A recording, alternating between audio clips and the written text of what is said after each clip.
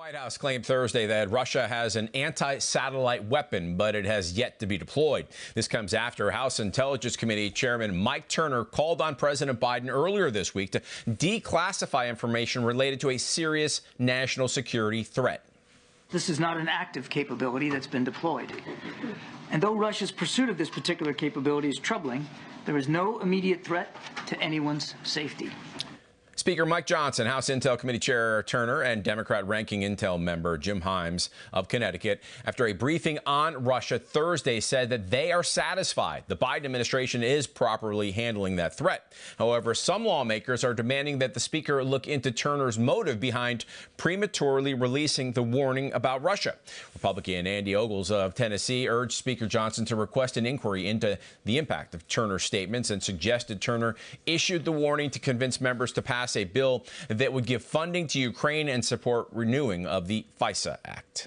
Right now, let's talk with the president of WallBuilders.com and co-author of The American Story, Victory News contributor Tim Barton. Tim, so what's your reaction to this potential anti-satellite Russian threat, and do you think it is being used to get more Ukraine funding around those in Congress who want accountability of those tax dollars in Ukraine? I think that's exactly what's happening. When you look at the reality that you have Republicans in the House and Senate who are saying we should not continue to send money to Ukraine when there's no accountability for what the money is being used for, to where it's being spent, or to how much of that money is coming back to American politicians or American donors or PACs or whatever else the case might be. When there's no accountability, we shouldn't be sending that money. There should be accountability. And the fact that we're saying, but wait a second, right? Intelligence is telling us Russia is working on something that sounds kind of like an EMP released in the atmosphere. Well, you know who else is working on things like that? China and America, and every major power in the world is working to advance their military force, their military ability. And the fact that you now are hearing that people are saying, but the Biden administration has it under control. Well, we're ready for that kind of stuff in America.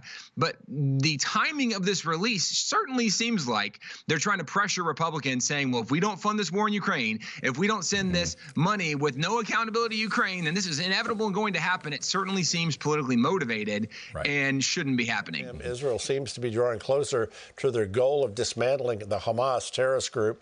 But we're seeing Joe Biden pressure Benjamin Netanyahu to provide his military plans and to slow down. What's going on at the White House?